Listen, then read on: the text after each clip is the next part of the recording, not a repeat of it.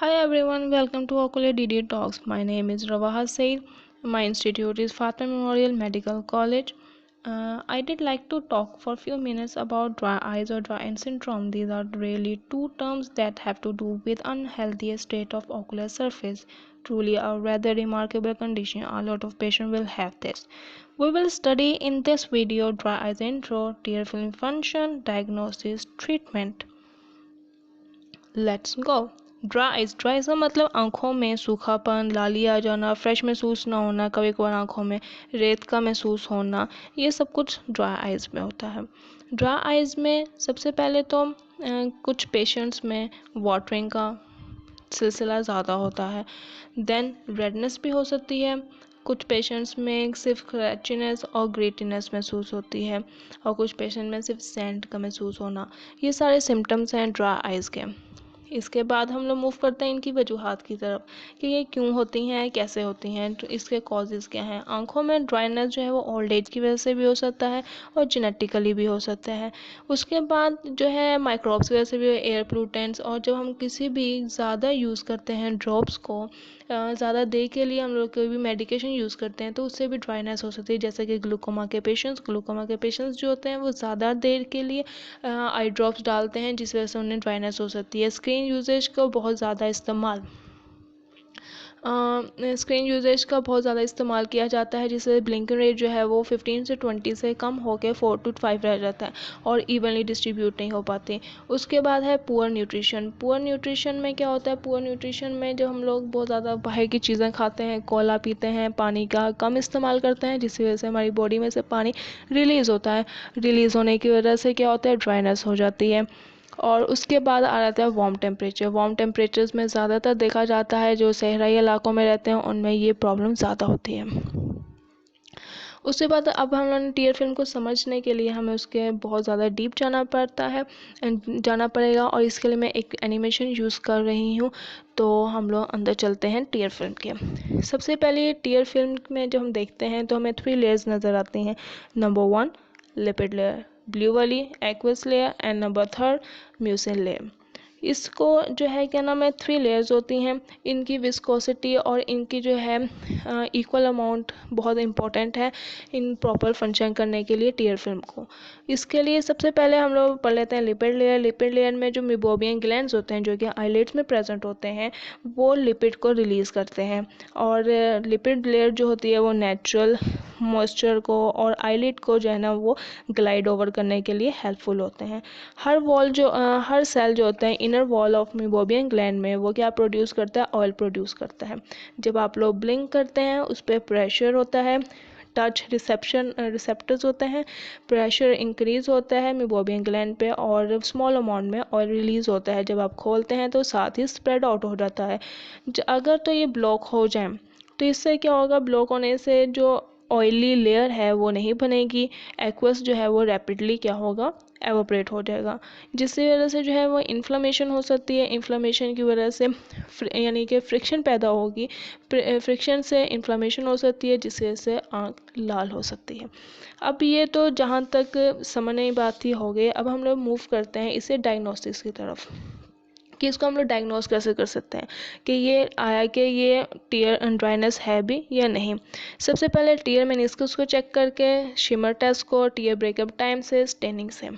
सबसे पहले हम लोग देख लेते हैं टीयर मेनिस्कस। टीयर फिल्म जहाँ पे कांटेक्ट करती है आई के साथ, को कांटेक्ट करती है आई के साथ, वहाँ पे एक छोटा सा क्रीसेंट सा मेनिस्कस बनता है। अगर वो नॉर्मल साइज़ होगा दैट इज़ नॉर्मल, अगर वो नॉर्मल साइज़ से छोटा है या है ही नहीं तो हमें वहाँ पे म्यूकस से क्लम्प्स नज़र आते हैं टीयर फिल्म में फ्लोट करते हुए।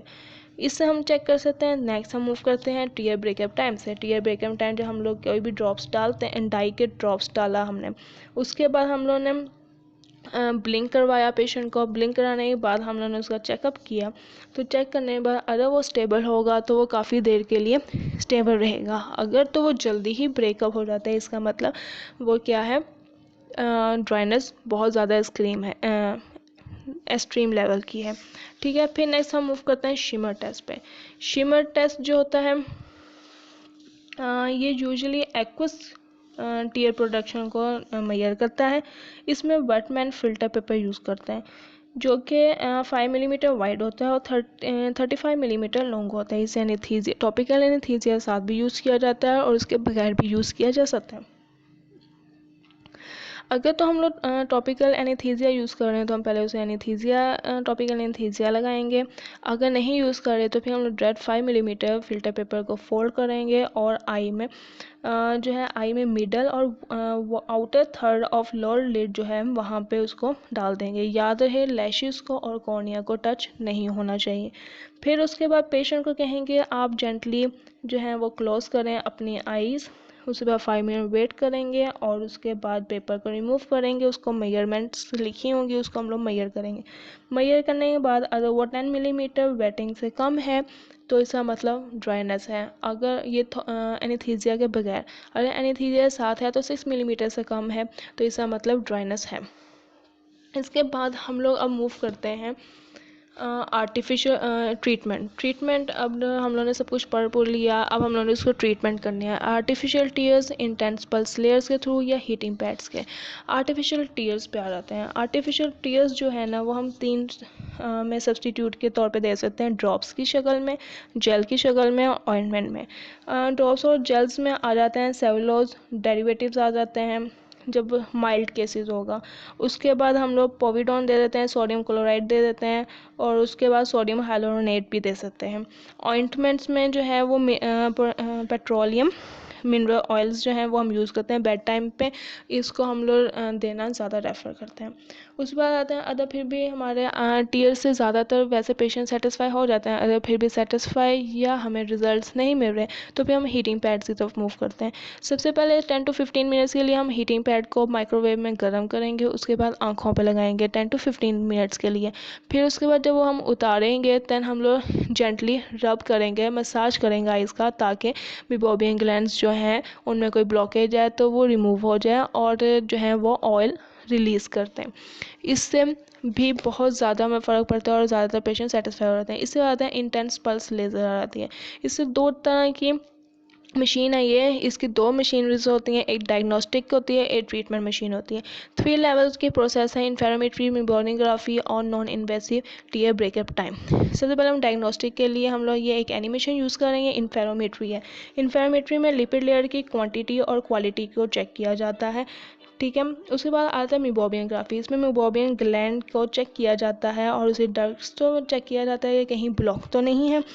उसके बाद आता है non invasive tear breakup time. इसमें हम लोग वही चेक करते हैं कि लेयर कितनी स्टेबल है और जो है क्या नाम है इसमें कितनी देर में ये ब्रेक होती है। इसमें हम लोग ये सब कुछ चेक करते हैं। फिर इस तरह की हमारे पास रीडिंग्स आ जाती हैं। दैन फिर हम लोग ट्रीटमेंट की तरफ चलते हैं। ट्रीटमेंट में क्या होता है, हम लोगों ने सबसे पहले एनर्जी लेवल को चेक करना है। उसके बाद सीटिंग्स के मुताबिक एनर्जी लेवल हम लोगों ने डिसाइड करना है। उसके बाद जो है सारी वैलिडेशंस को हमने देखना है, जितनी वार्निंग्स हैं वो सारी हम लोगों ने करना है। और उसके बाद जो है इसकी एनर्जी लेवल को डिसाइड करके कि अगर बहुत ज़्यादा ड्राइनेस है तो 3 सीटिंग्स देते हैं, इस तरह सीटिंग्स के मुताबिक करना है। फिर हम लोग एक मास्क आँखों पर लगा देते हैं और उसके इर्द गिर्द जो है वो जेल स्प्रेड कर देते हैं वहाँ पर। उसके बाद फिर हम लोग मशीन लेते हैं और मशीन्स के थ्रू इम्पल्स हम लोग देते हैं। इम्पल्स जो है हम पैरासिम्पैथिक नर्व सप्लाई को देते हैं जो कि एक्टिवेट होती है नर्व सप्लाई। और नर्व सप्लाई जब एक्टिवेट होगी तो वो जाके मेम्ब्रेन ग्लैंड को जाके एक्टिवेट करेगी।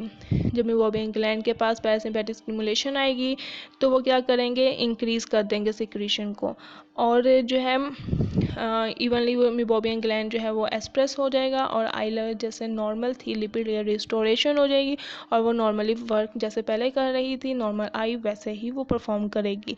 इससे बहुत ज़्यादा लोगों को फ़र्क मिलता है। आई होप सो आपको ये वीडियो पसंद आई होगी।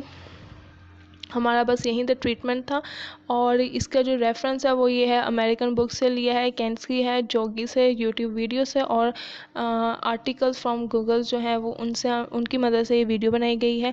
I hope so you like this.